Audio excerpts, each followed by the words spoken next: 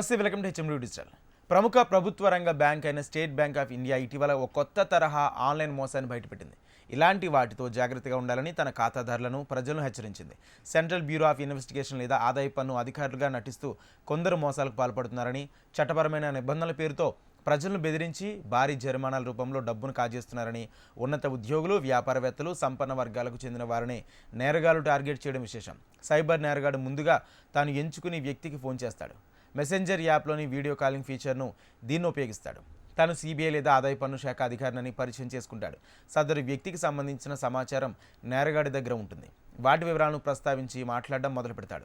అలాగే ఇటీవల విక్రయించిన ఆస్తి, చెల్లింపులు, పన్ను వివరాలను ప్రస్తావిస్తాడు. దీంతో ఫోన్లో మాట్లాడే వ్యక్తిపై నమ్మకం కలుగుతుంది. ఆస్తి వెబ్సైట్లు, ప్రాపర్టీ బ్రోకర్ వెబ్సైట్లు, రిజిస్ట్రేషన్ కార్యాలయంలోని డేటాను తస్కరించి తన దగ్గర ఉంచుకుంటాడు. ఆస్తి విక్రయ సమయంలో పన్నును ఎగ్గొట్టారనో, ఆదాయ పన్నును చెల్లించకుండా మోసం చేశారనో వివరించి దానివల్ల అరెస్ట్ చేసే అవకాశం ఉందని భయపెడతాడు. ఆ నేరానికి జైలు శిక్ష విధిస్తారని, భారీగా జరిమానా కట్టాల్సి ఉంటుందని చెప్తాడు. జైలు గురించి వినగానే సాధారణంగా భయం కలుగుతుంది. దీంతో అవతలి వారు ఆందోళనకు గురవుతారు.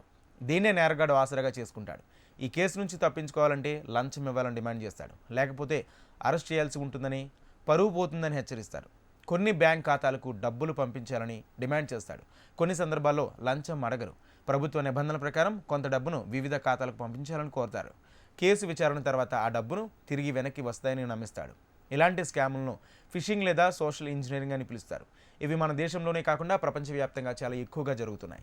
ఇలాంటి వాటిపై ప్రజలు అప్రమత్తంగా ఉండాలి. అధికారిక సంస్థలు ఫోన్ ద్వారా వ్యక్తిగత సమాచారం అడగవు. అలాగే చట్టం పేరుతో ఎవరైనా బెదిరింపులకు పాల్పడితే భయపడకూడదు. ఇలాంటి కాల్స్ వస్తే వెంటనే మీ బ్యాంక్ అధికారులకు, పోలీసులకు సమాచారం అందించాలి.